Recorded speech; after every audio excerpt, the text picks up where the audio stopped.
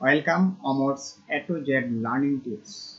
সুপ্রিয় শিক্ষার্থী বন্ধুরা, প্রত্যেককে আমি স্বাগত জানাচ্ছি আজকের এই অ্যাকাউন্টিং প্রিন্সিপাল অফ অ্যাকাউন্টিং সাবজেক্টের উপর ক্লাসে উপস্থিত থাকার জন্য। সুপ্রিয় শিক্ষার্থী বন্ধুরা, অনার্স ফার্স্ট ইয়ারে যারা পড়ছো, BBA honours first year accounting department, management department এর মধ্যে একটি সাবজেক্ট রয়েছে, ওইটা হচ্ছে principal of accounting. Principal of accounting অত্যন্ত গুরুত্বপূর্ণ একটি চ্যাপ্টার। অ্যাকাউন্টিং অ্যাটলিস্ট অ্যাকাউন্টিং নিয়ে যারা বিবিএ যারা পড়ছে, অ্যাকাউন্টিং ডিপার্টমেন্টের স্টুডেন্টদের জন্য।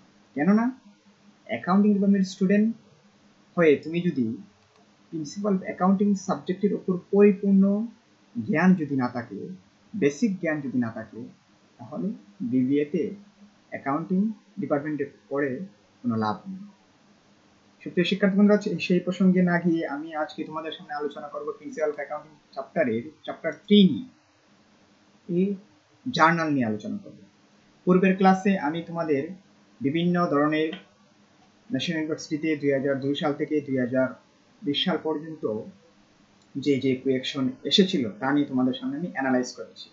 বিভিন্ন টাইপের কোয়েকশন আসতে পারে বিভিন্ন প্রিন্সিপাল অফ অ্যাকাউন্টিং এর মধ্যে অনেকগুলো চ্যাপ্টার রয়েছে। এর মধ্যে চ্যাপ্টারে কি কোন চ্যাপ্টার থেকে ম্যাথমেটিক্যাল টার্ম আসে তা নিয়ে তোমাদের সামনে আমি আলোচনা করেছিলাম পূর্বের ক্লাসে। আজকের ক্লাসে আমি শুধু তোমাদের সামনে প্রিন্সিপাল অফ অ্যাকাউন্টিং সাবজেক্টের চ্যাপ্টার 3 জার্নাল নিয়ে আলোচনা করব।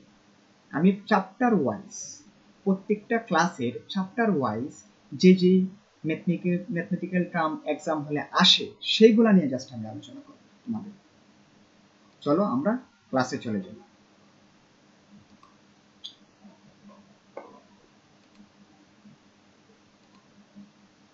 সুপ্রিয় শিক্ষার্থী বন্ধুরা,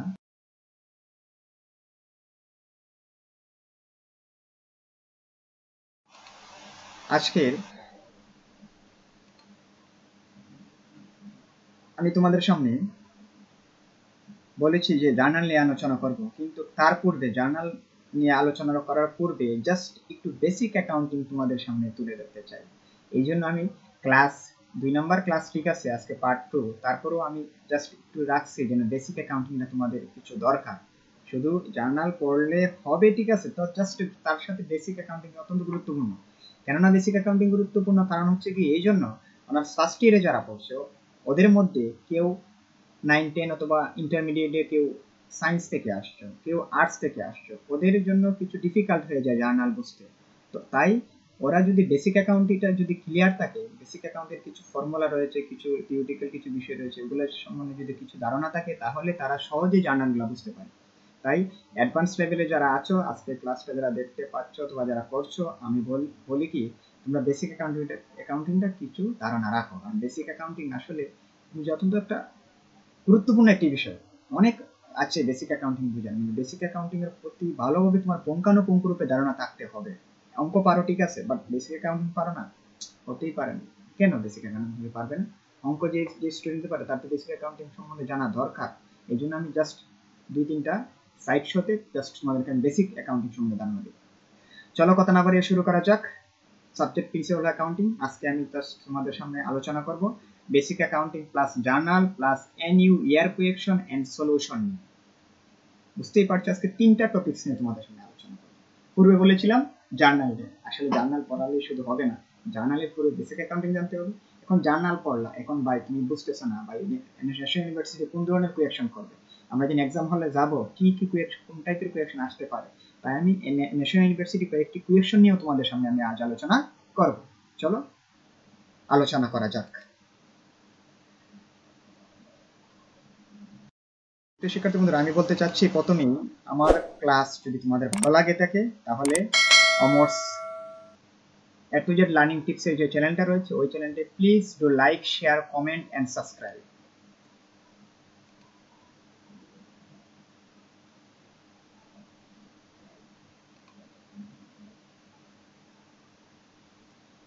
আমি প্রথমে বেসিক অ্যাকাউন্টিং প্রথম হচ্ছে গিয়ে বেসিক অ্যাকাউন্টিং এর মধ্যে অন্তর্ভুক্ত প্রথম হচ্ছে গিয়ে হিসাব সম্বন্ধে তোমাদের ধারণা থাকতে হবে।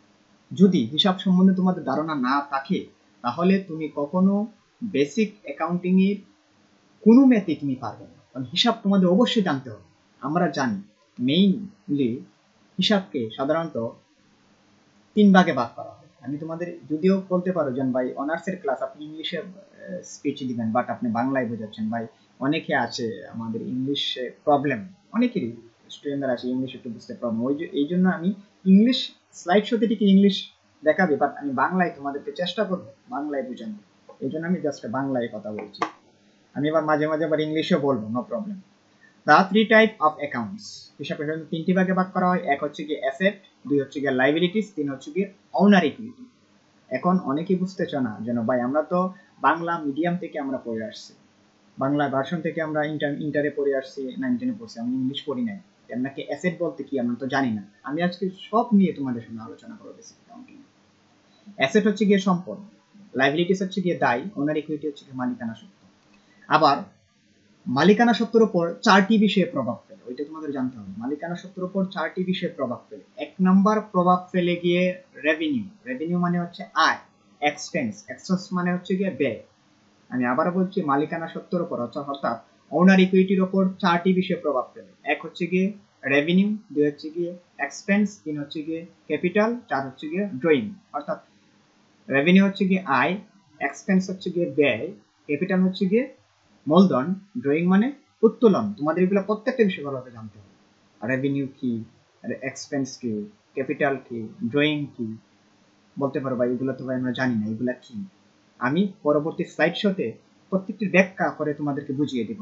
অ্যাসেট কি, লাইবিলিটিস কি, ওনার ইকুইটি কি, বিস্তারিত আলোচনা করবো। চলো শুরু করা যাক।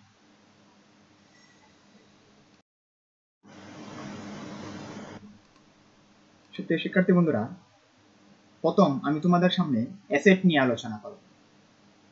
অ্যাসেট কি? অ্যাসেট মানে হচ্ছে গিয়ে সম্পদ। ব্যবসা প্রতিষ্ঠানে যা কিছু ব্যবহারযোগ্য, যা তুমি পাবা ভবিষ্যতে, ফিউচারে যা পাইবা, এগুলা সাধারণত আমরা সম্পদ হিসাবে বলে থাকি। তোমরা পড়ো, আমার সাধারণত 9-10 একটি ক্লাস ইউটিউবে সাধারণত দেওয়া আছে, যেন সম্পদ কিভাবে চিনবো, দায় কিভাবে চিনবো, তার চিনার উপায় কি ভাই। আমি সাধারণত বলে থাকি সম্পদ হচ্ছে গিয়ে 3টি একটা কবিতা আমি বানিয়েছিলাম ক্লাস 9-10-এ। সম্পদ কিভাবে চিনা যায়? সম্পদ হচ্ছে গিয়ে ব্যবহার করি যাহা, সম্পদ আমার তাহা। মানে আমরা যেগুলা ব্যবহার করবো ওগুলো হচ্ছে গিয়ে সম্পদ। এটা হচ্ছে কবিতার একটা লাইন, ব্যবহার করি যাহা, সম্পদ হচ্ছে তাহা। তারপর হচ্ছে গিয়ে আমরা কোনো কিছু থাকলে অন্যের কাছে, আমার যদি কোনো কিছু থাকে অন্যের কাছে, এটা আমার সম্পদ। উহা আমার সম্পদ নয় তাহা নিচে। অর্থাৎ আমার কিছু যদি থাকে অন্যের কাছে, উহা আমার সম্পদ নয় তাহা নিচে। তারপর হচ্ছে গিয়ে মজুদ আর পাবো যারে, সম্পদ আমি কবতারে। মজুদ আমি পাবো যারে, মজুদ বলতে কি বোঝায়? মজুদ যেগুলা সবগুলো আমার সম্পদ। চলো আমি কবিতা, আসলে এই ক্লাসগুলো তোমরা পূর্বে 9-10 ক্লাসে দেখিনি, আসলে অনার্সে এইভাবে পড়ানো ঠিক না বাংলা ভার্সনে। তারপরে আমি জাস্ট বিগিনার্সের জন্য আসলে এই ক্লাসটা নিয়ে আসছি। আচ্ছা চলো আলোচনা করি। সম্পদ, সম্পদ হচ্ছে কি, যেমন ক্যাশ আমি বলেছিলাম, সম্পদ হচ্ছে কি ব্যবহার করি যাহা, সম্পদ আমার তাহা। ক্যাশ আমরা ব্যবহার করি। ব্যাংক হচ্ছে কি আমি বলেছিলাম যেন আমার কোনো কিছু থাকলে অন্যের কাছে, উহা আমার সম্পদ নয় তাহা নিচে। ব্যাংক সাধারণত অন্যের কাছে থাকে, এটাও আমার সম্পদ। ব্যাংকে যদি আমি টাকা জমা রাখি, ওইটা আমার সম্পদ। অ্যাকাউন্ট রিসিভেবল, এটা অন্যের কাছে থাকে, ওইটা আমার সম্পদ। নোট রিসিভেবল, এটা অন্যের কাছে টাকাটা থাকে, এটা সম্পদ। অফিস সাপ্লাইজ বলেছিলাম যেন মজুদ আর পাবো যারে, সম্পদ আমি কবতারে। মজুদ, এটা সাধারণত মজুদ থাকে আমার ঘরে থাকে। ইকুইপমেন্ট, ফার্নিচার, এগুলো সম্পদ, ব্যবহার করি এগুলো। ইকুইপমেন্ট, ফার্নিচার, অফিস সাপ্লাই, এগুলো ব্যবহার করে থাকি। ইনভেস্টমেন্ট, এটা অন্যের কাছে থাকে। Building, machineries, prepaid expense, accrued revenue, এগুলো সাধারণত আমি সম্পদ বলে থাকি। নিশ্চয়ই তোমরা বুঝতে পারছো এগুলো সম্পদ। এখন আমি তোমাদের সামনে আলোচনা করবো লাইবিলিটিস। লাইবিলিটিস জিনিসটা কি? অল অ্যাডভান্স রিসিভ, ওইটা হচ্ছে কি আমার জন্য দায়। লাইবিলিটিস হচ্ছে কি দায়। All advance receive, all advance receive জিনিসটা কি? মানে সকল অগ্রিম প্রাপ্য, এটা হচ্ছে কি আমার জন্য দায়। অল এক্সপেন্স পেয়েবল, সকল বকেয়া যদি আমার খরচ থাকে, বকেয়া খরচগুলো আমার জন্য দায়। নোট পেয়েবল, এটা আমার জন্য, নোট পেয়েবল মানে পদের হিসাব, ওইটা আমার জন্য দায়। ক্যাপিটাল, ওইটা আমার জন্য দায়। বলতে পারো ভাই ক্যাপিটাল তো মূলধন, মূলধন এটা দায় হবে কেমনে? ভাই মূলধন হচ্ছে গিয়ে দায়। তুমি একটি কথা মনে রাখবে, হিসাব বিজ্ঞানের নীতি বলে সত্তা নীতি বলে একটি ধারণা রয়েছে। সত্তা নীতি ধারণা অনুযায়ী মালিক এবং ব্যবসা প্রতিষ্ঠান পৃথক সত্তার অধিকারী। এই জন্য আমরা ক্যাপিটালকে সাধারণত বলে থাকি দায়।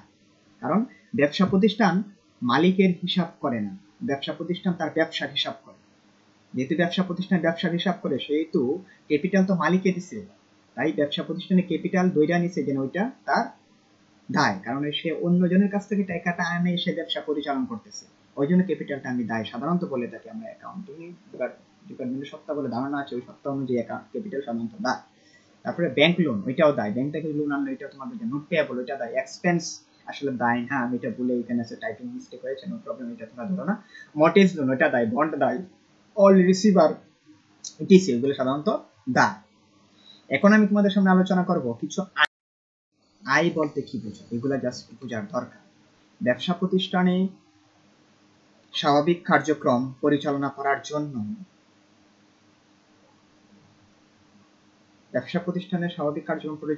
জন্য যে সকল সম্পদ বা অন্য কিছু ক্রয় করে এগুলার থেকে বিক্রি করে যে আয় হয়, এটা হচ্ছে জ্ঞান। ব্যবসা প্রতিষ্ঠান পরিচালনা কার্যক্রম পরিচালনার জন্য যেসব সাধারণত আয় হয়ে থাকে এগুলো সাধারণত আমরা আয় বলে থাকি।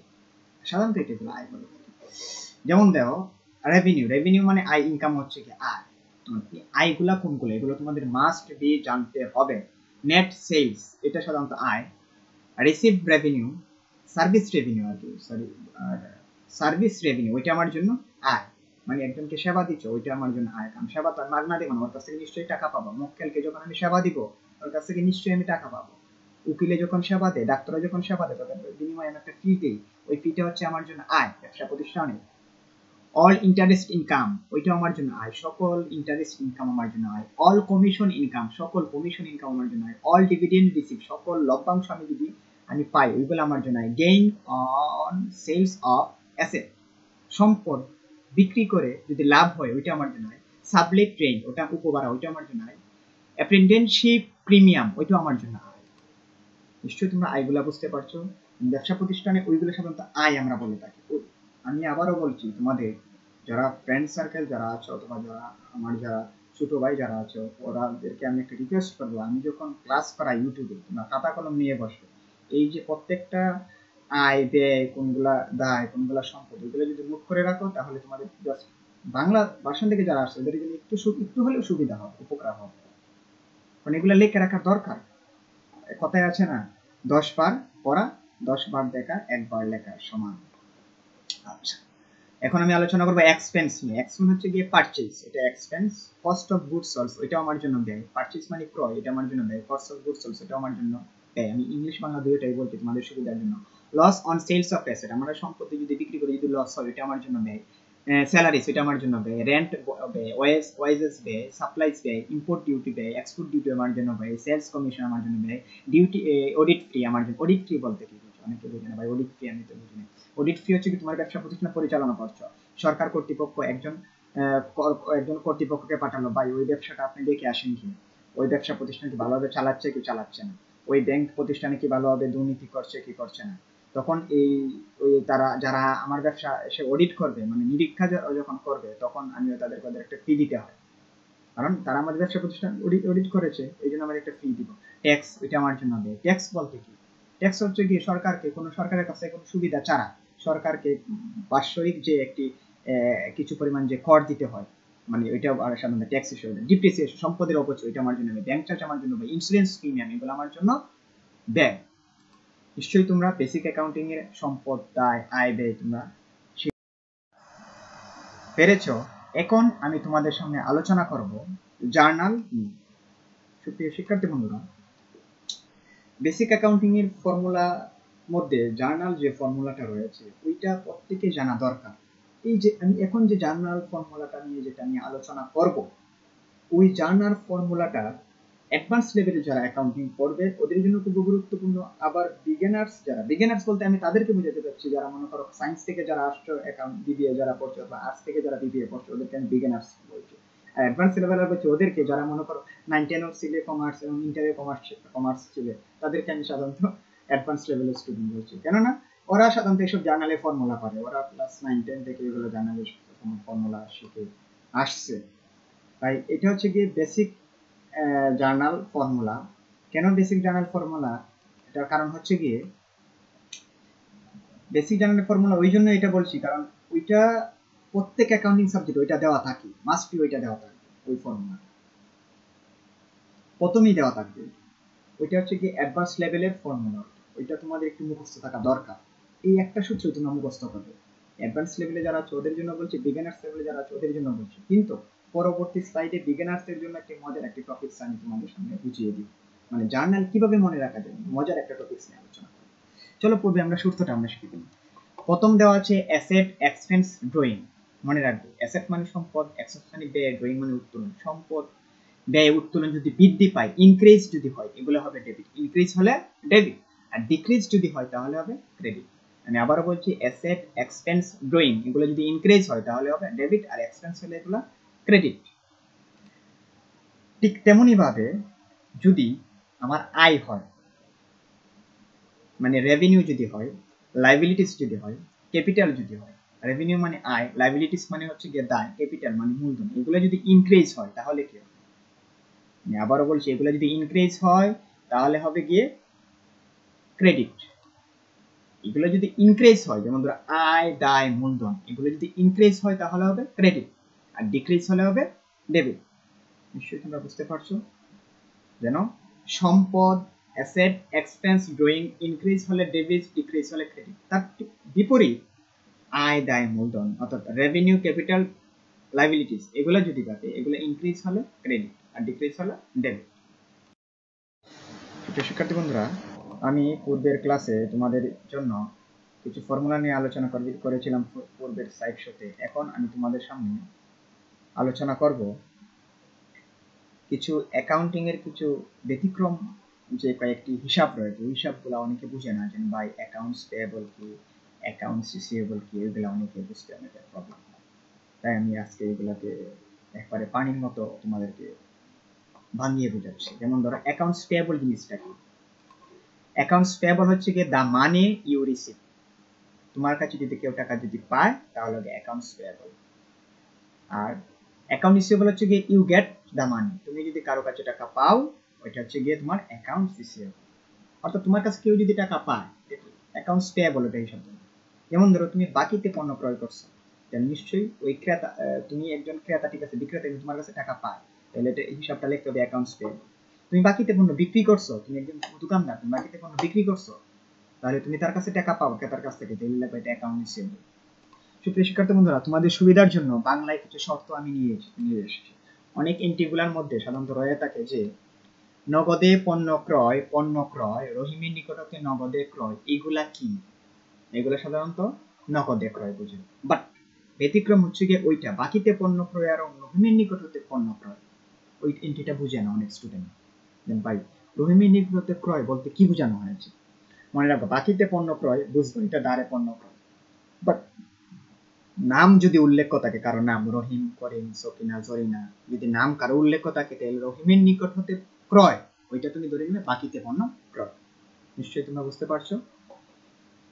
এখন আমি তোমাদের সামনে বিগিনার্স লেভেলের জন্য জার্নাল এন্ট্রিজ, কিছু বিগিনার্স লেভেলের জন্য যারা আছো ওদের জন্য আমি বলছি, যারা শুধু তারা শুধু এইটা দেখো, ওই জার্নালটা ফলো করবে, ওই সূত্রটা, নিজের সূত্রটা নিশ্চয়ই বলতে পারো ভাই অ্যাডভান্স লেভেল না, অ্যাডভান্স লেভেলের জন্য এটা জানা দরকার নেই, জানলে নো প্রবলেম। তোমরা যদি জানা রাখো তাহলে মনে রাখবে, জেনে রাখলে ওইটা সহজে তোমরা দিতে পারবে। যে কোনো জার্নাল এন্ট্রি সহজে তোমরা 2 মিনিটও লাগে, 10 সেকেন্ডও লাগবে না, এন্ট্রি করার পর 2 সেকেন্ডের ভিতর তোমার ওইটা মনে হবে যে ওইটা তা হবে, ওইটা তা হবে। চলো কথা না বাড়িয়ে আমরা আলোচনা করি বিগিনার্স লেভেলে যারা, এটা হচ্ছে সনাতন পদ্ধতিতে জার্নাল আর কি, জার্নালের ফর্মুলা আর কি, সূত্র আর কি ওইটা। এটা কিন্তু আধুনিক পদ্ধতিতে, মডার্ন লেভেলের আধুনিক যে গ্যাপে যা বলে, জেনারেল অ্যাকাউন্টিং এক্সপেন্স প্রিন্সিপালে যা বলে, ওইটা কিন্তু ওই সূত্র না। ওইটা হচ্ছে আগে যেটা বুঝিয়েছি, যে পূর্বের স্লাইড সাথে যেটা বুঝিয়েছি, ওইটা হচ্ছে গ্যাপে বলে, কিন্তু এটা হচ্ছে গিয়ে সনাতন পদ্ধতিতে জার্নালের সূত্র। হচ্ছে গিয়ে ফার্স্ট অফ অল, প্রথম হচ্ছে গিয়ে জাস্ট 6টা সূত্র আছে এটা। ইফ ক্যাশ কাম ইন, যদি টাকা আসে, দেন কি হবে? ক্যাশ ডেবিট হবে। অর্থাৎ টাকা যদি তুমি পাও তাহলে ক্যাশ সরাসরি তুমি ডেবিট রাখবা, ওইটা কোনো পরিবর্তন নাই। টাকা পেলে ক্যাশ ডেবিট, সোজা কথা, টাকা যদি পাও ক্যাশ হবে ডেবিট। যদি ইফ ক্যাশ গোস, যদি টাকা চলে যায়, ক্যাশ লাগবে ক্রেডিট, ভেরি সিম্পল। যদি টাকা চলে যায় ক্যাশ কি হবে? ক্রেডিট হবে। মানে আমি আবার বলছি, ইফ ক্যাশ কাম ইন, যদি টাকা আসে ক্যাশ হবে debit, if cash goes in, যদি টাকা চলে যায় ক্যাশ হবে ক্রেডিট। ঠিক তেমনই ভাবে এটা হচ্ছে দুইটা, এক ক্যাশের একটা সূত্র রয়েছে। তারপরে হচ্ছে কি ইফ দ্য গুডস, যদি পণ্য ইজ পারচেজ, ক্রয় করো, পণ্য যদি ক্রয় করো, আমরা যদি পণ্য ক্রয় করলে পণ্য নামক হিসাব আমরা লিখি না, আমরা লিখি ক্রয় হিসাব সাধারণত।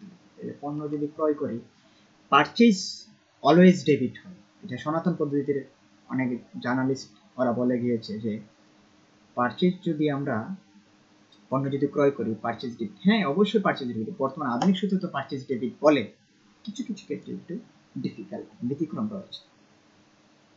এই জন্য আধুনিক সূত্র গ্রাফের নতুন সূত্র পরিচালনা করছে। আচ্ছা চলো আমরা এটা নিশ্চয়ই ইন্ডিটা বুঝতে পারছি যে if the goods is purchase, যদি পণ্য ক্রয় করা হয় purchase always debit, but if the goods is sold, যদি পণ্য বিক্রি করা হয় সেলস হবে, যদি পণ্য বিক্রি করা হয় সেলস হবে ক্রেডিট। নিশ্চয়ই তোমরা বুঝতে পারছো, যদি পণ্য কি করা হয়, বিক্রি করা হয়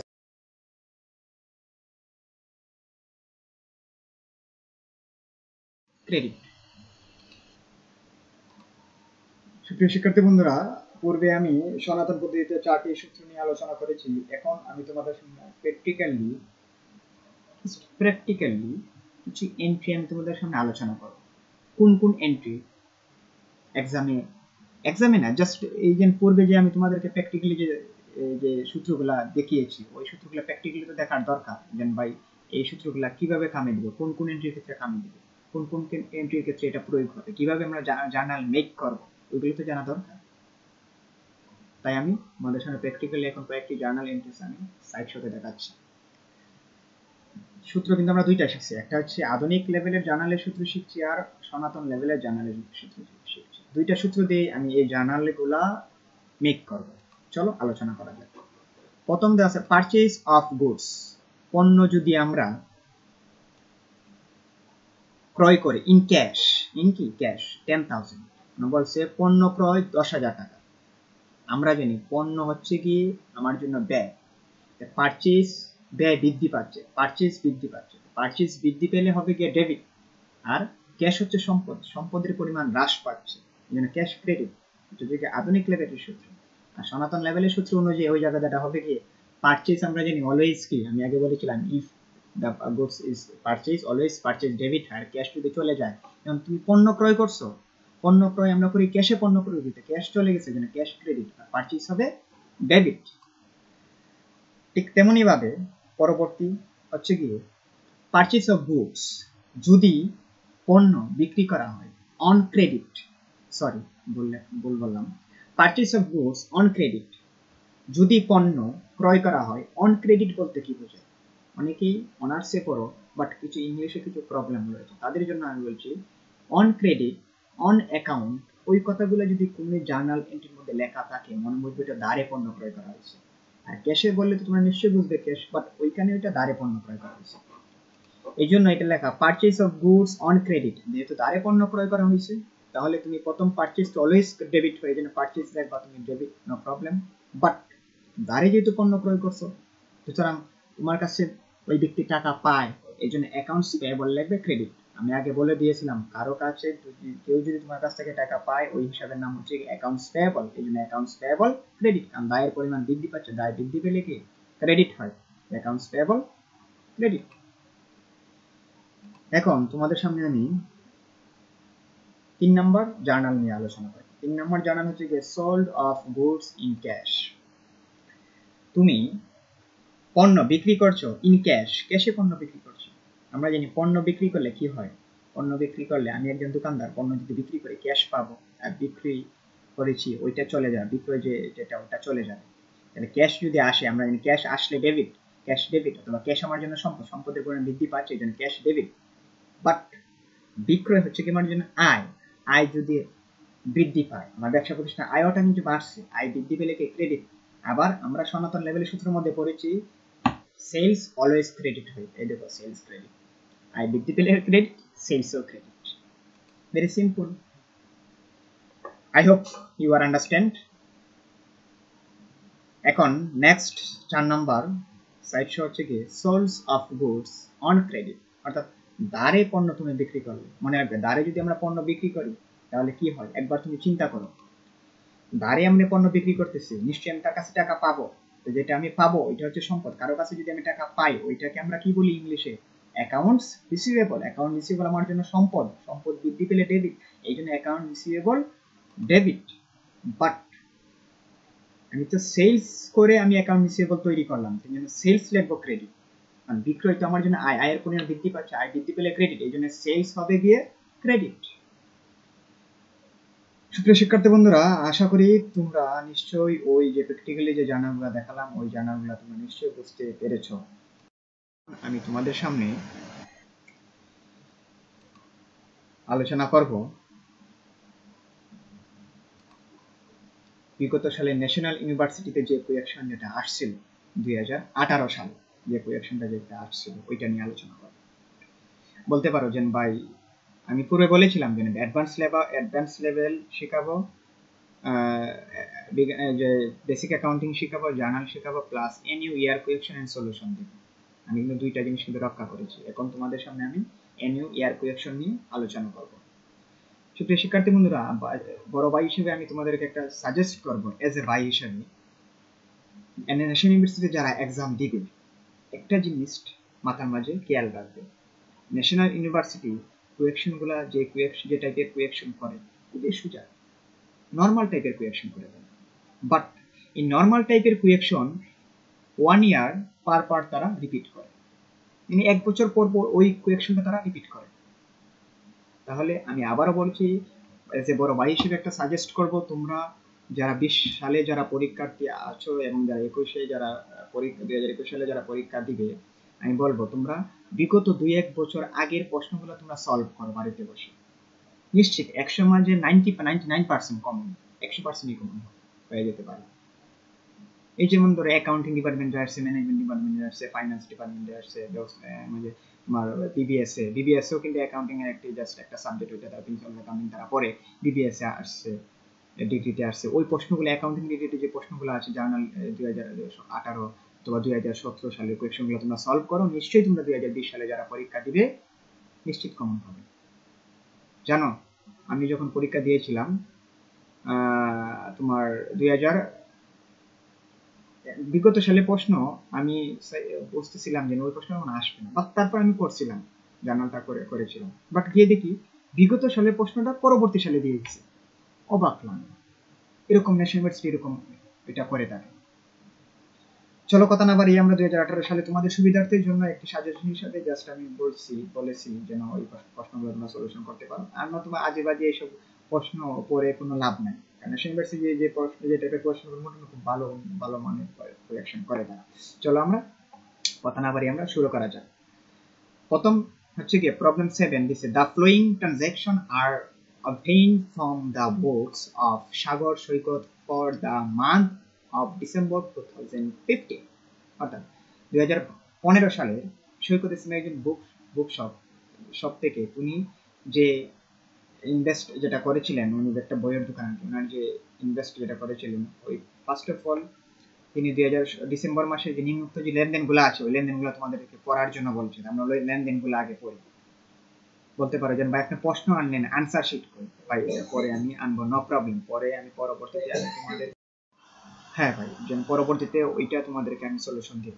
তোমাদেরকে জাস্ট প্রথম কোয়েকশনটা পড়াচ্ছে, দেখি তোমাদের মাথার মধ্যে কি ঢুকতেছে বা কি চিন্তা করো, একবার চিন্তা করো প্রশ্নগুলো একবার পরে একবার চিন্তা করো। আচ্ছা চলো, ডিসেম্বর 1 তারিখে প্রথম বলছে সে ইনভেস্ট করেছে cash 2,50,000, furniture 30,000 and equipment 50,000 into the business। সে ব্যবসা প্রতিষ্ঠানে ব্যবসা শুরু করেছে 2,50,000 টাকা ক্যাশ নিয়ে, 30,000 টাকা ফার্নিচার নিয়ে এবং 50,000 টাকা ইকুইপমেন্ট। একবার চিন্তা কর, মালিক ব্যবসা প্রতিষ্ঠান এইগুলা দিয়ে শুরু করেছে, মালিক ব্যবসা প্রতিষ্ঠানে যা কিছু দেয় সবগুলাই কি ক্যাপিটাল মানে মূলধন, মালিক ব্যবসা প্রতিষ্ঠানে যা কিছুই বিনিয়োগ করে সবগুলাই হচ্ছে কি মূলধন। এই জন্য প্রথম আমরা লিখতে পারি ক্যাশ ডেবিট। এটা তো একবার চিন্তা করা যায়, ফার্নিচার ডেবিট, ইকুইপমেন্ট ডেবিট, আর ক্রেডিট হবে কি সবগুলা যোগ করে ক্যাপিটাল ক্রেডিট করে দিবেন। Very simple. আচ্ছা 2 নম্বর এন্ট্রি হচ্ছে গিয়ে ডিসেম্বর 2 তারিখে উনি রিসিভ ক্যাশ রিসিভ করছে, মানে ক্যাশ, উনি ক্যাশ পাইছে, একজনে ওনাকে ক্যাশ কিছু টাকা দিছে। কিসের বিনিময়ে ক্যাশ টাকা দিছে? প্রোভাইডেড সার্ভিস, অর্থাৎ উনি একজনকে সেবা দিয়ে, একজন মক্কেলকে উনি সেবা দিচ্ছেন, সেবা দিয়ে উনি 1,50,000 টাকা পাইছেন। এবার চিন্তা করো জার্নালটা কি হতে পারে, পরবর্তীতে আমি উত্তর দিচ্ছি, নো প্রবলেম, চিন্তা করো। 2 নম্বর 10 নম্বর হচ্ছে গিয়ে এন্ট্রি হচ্ছে গিয়ে December 10, purchase office supplies. Purchase office supplies, office supplies for cash, ক্যাশে উনি 20,000 টাকা ক্রয় করছেন, এন্ড অন অ্যাকাউন্ট 15,000, এবং 15,000 টাকা উনি ধার ক্রয় করছেন। দেখো এরপর চিন্তা করো এন্ট্রিটা কি হতে পারে। উনি অফিস ইকুইপমেন্ট ক্যাশে কিনছে 20,000 টাকা, আবার ধারে কিনছে 15,000 টাকা, তাহলে টোটাল উনি অফিস ইকুইপমেন্ট কিনছে কত টাকা? তাহলে আমরা বুঝলাম টোটাল উনি অফিস সাপ্লাই 35,000 টাকা কিনছে। চিন্তা করে যাবে, দেখো পরবর্তী আমার আনসার দেবো, নো প্রবলেম। তারপর দেখো সার্ভিস প্রোভাইডেড অন অ্যাকাউন্ট, মানে মক্কেলদের সেবা দিয়েছে ধারে। তারপর পেইড টু অ্যাকাউন্ট পেয়েবল, মানে যে বেটা ওনার কাছ থেকে টাকা পাইতো ওনাকে ওইগুলা পেইড করছে, মানে ক্যাশে পরিশোধ করছে, ওইগুলাকে দেনাদারকে পরিশোধ করছে। তারপরে দেখো sales salaries paid salaries to employee, মানে কর্মচারীকে উনি বেতন দিছে। তারপরে receive cash from account receivable, মানে পাওনাদার কাছ থেকে উনি টাকা পাইছে, যার কাছে টাকা পাইতো ওনার কাছে উনি টাকা পাইছে, ওনার কাছে টাকা পাইছে, ওনার কাছে টাকা পাইছে। এখন বুঝে এগুলা কি হতে পারে। ওকে, আমি তোমাদেরকে পরবর্তী স্লাইডে আমি আনসার সহ কোয়েকশন সহ একলগে আমি দেখাবো। এখন তোমাদের সামনে আমি আলোচনা করব কিভাবে তুমি জাস্ট এই যে তোমার মনে করো জার্নাল এন্ট্রিজ, ওইটার জার্নালের ফর্মুলাটা কেমনে দিবা তুমি, ওইটা নিয়ে জাস্ট আমি এখন আলোচনা করব। যেমন ধরো জার্নাল গড় তুমি কেমনে আঁকাবা, জার্নাল এন্ট্রিজ মানে জাবেদার দাখিলা তুমি কেমনে গড় আঁকাবা, কয়টা, 5টা 6টা 10টা না 15টা? আসলে না, তেমন না, তোমরা জাস্ট একবার চিন্তা করো, মনে চিন্তা করার। দেখো আমি বলে দিতে চাচ্ছি, প্রথম হচ্ছে গেলে একবার ডেট, তারপরে লাগবে অ্যাকাউন্টস টাইটেল এক্সপ্লেনেশন, আর রেফার, ডেবিট টাকা, ক্রেডিট টাকা। নিশ্চয়ই তোমরা বুঝতে পারছো। 5টা করে জার্নাল এন্ট্রিজ, 5টা করে ডেট, অ্যাকাউন্টস টাইটেল, রেফার বলতে কোটিয়ান পৃষ্ঠা বুঝিয়েছে আর কি, ডেবিট টাকা এন্ড ক্রেডিট টাকা। এটা জাস্ট আনসার আর কি, জাস্ট আমি একটা স্লাইড শুরু দেখাচ্ছি যিনি 5টা ঘর হয়ে আর আমি জাস্ট একটি ফর্মুলাতে নিয়ে চলো আলোচনা করি। যেমন এই তো দেখো আমি কোয়েকশন নিয়ে এসেছি, এখন আমি আনসার শিটটা আনবো, এখন তোমাদেরকে কোয়েকশন পড়াবো আর সাথে আনসার মিলিয়ে দেখাবো, দেখি কার কয়টা হয়েছে। একবার তোমরা মিলাও, আমার সাথে মিলাও। প্রথম দেখো 2015 সালের ডিসেম্বর 1 তারিখে বলে দিছে হি ইনভেস্ট, সে বিনিয়োগ করেছিল, ক্যাশ বিনিয়োগ করেছিল 2,50,000 টাকা। তাহলে আমরা লিখতে পারি ক্যাশ ডেবিট 2,50,000, ফার্নিচার 30,000 টাকা। তাহলে ফার্নিচার ডেবিট, কারণ এগুলো সম্পদ, ব্যবসা প্রতিষ্ঠানের সম্পদ বৃদ্ধি পাচ্ছে, এগুলো ফার্নিচার 30,000 টাকা। ইকুইপমেন্ট 50,000 টাকা, এগুলো ইকুইপমেন্টের ব্যবসা প্রতিষ্ঠানের সম্পদ বৃদ্ধি পাচ্ছে, সম্পদ বৃদ্ধি পালে ডেবিট, এই জন্য equipment debit.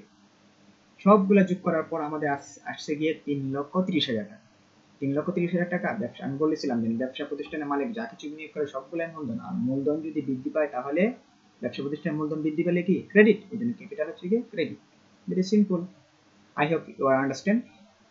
December 2 receive cash টাকা 1,15,000 প্রোভাইডেড সার্ভিস, অর্থাৎ উনি সার্ভিস দিচ্ছেন, মানে উনি একজন মক্কেলকে 1,50,000 টাকা সার্ভিস দিয়েছেন। মানে এটা নিশ্চয়ই এটা বুঝতে তোমাদের কাছে একটু ডাউট হতে পারে, সার্ভিস ক্যাশ মানে তিনি রিসিভ ক্যাশ, মানে উনি ক্যাশ রিসিভ করছে, মানে ক্যাশ টাকা উনি পাইছে একজনকে সার্ভিস দিয়ে, একজনকে কি দিয়ে, সেবা দিয়ে আর কি। তাহলে আমরা যদি ক্যাশ পাই, ক্যাশ বৃদ্ধি পেলে কি ডেবিট, এর জন্য কারণ ক্যাশ হচ্ছে সম্পদ বৃদ্ধি পেলে ডেবিট, এর জন্য ক্যাশ হবে ডেবিট 1,50,000 টাকা। আর কি বাবদ টাকা পাচ্ছে, একজনকে সেবা দিয়ে, সার্ভিস রেভিনিউ, এটা আমার জন্য আয়, সার্ভিস রেভিনিউ আমার জন্য আয় বৃদ্ধি পেলে ক্রেডিট, সার্ভিস রেভিনিউ ক্রেডিট। তুমি একটা আমি জাবেদার ক্ষেত্রে তোমাদের একটা জিনিস ফলো করো, দেখবা একটা জিনিস কি হয়, ডেবিট না ক্রেডিট, প্রথমে যদি ডেবিট হয় বাজারটা উল্টো হিসাব থেকে credit, no problem.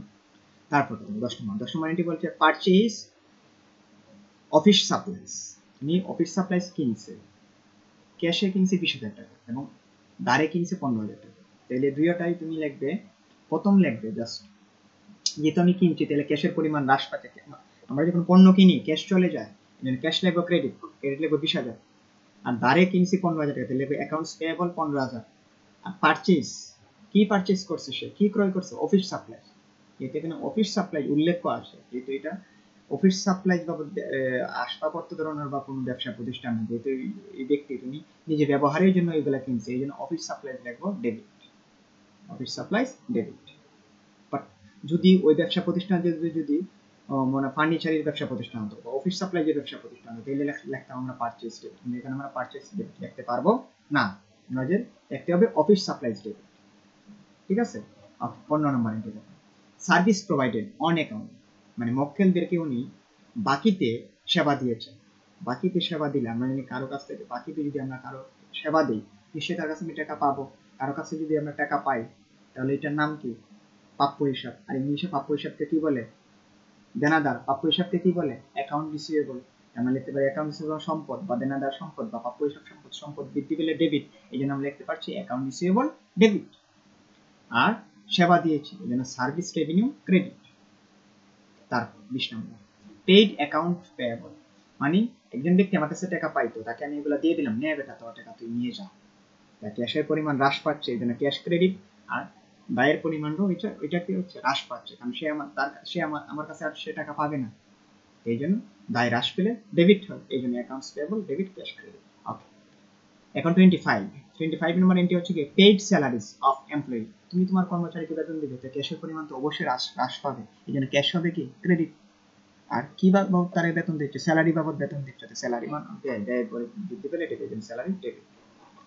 31 receive cash from account receivable, তুমি দেনাদারের কাছ থেকে 35,000 টাকা তুমি পেয়েছো, আমরা পেইলে টাকা যদি আমরা পাই নিশ্চয়ই সম্পদ বৃদ্ধি পাচ্ছে, এই জন্য আমরা লিখবো এক ক্যাশ ডেবিট।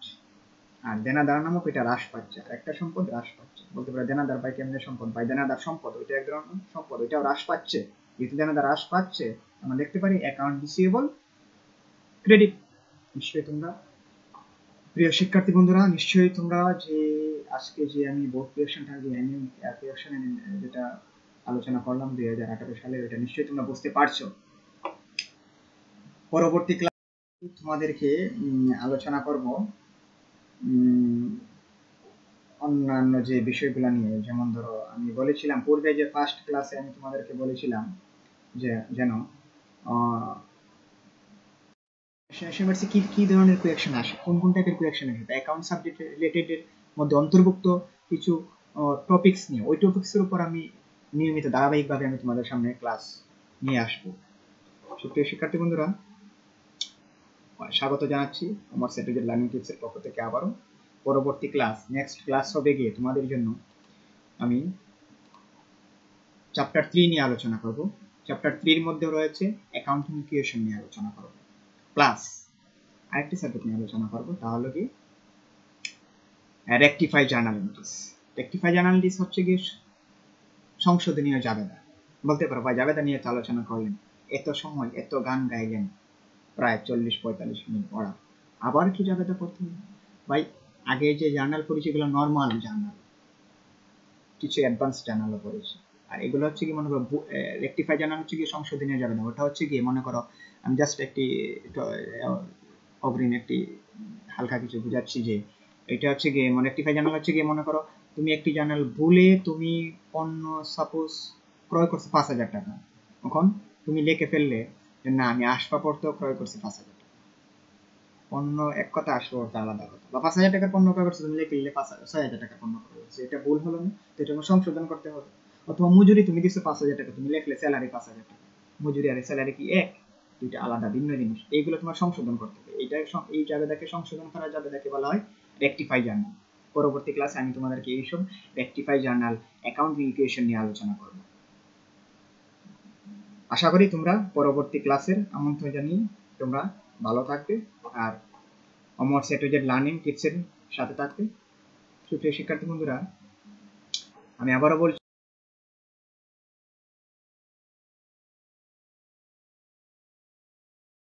ক্লাস যদি ভালো লাগে থাকে তাহলে তোমরা আমার চ্যানেলটাকে সাবস্ক্রাইব করবে এবং কমেন্ট করবে, যদি কোনো জিনিস না বুঝে আমার লাইক করবে এবং সাবস্ক্রাইবের সাথে বেল বাটনে ক্লিক করে রাখবে পরবর্তী ক্লাস পাওয়ার জন্য। প্রত্যেকে ভালো থাকবে। তোমাদেরকে ধন্যবাদ জানিয়ে আমি আমার ক্লাস ওইখানে শেষ করছি। আল্লাহ হাফেজ।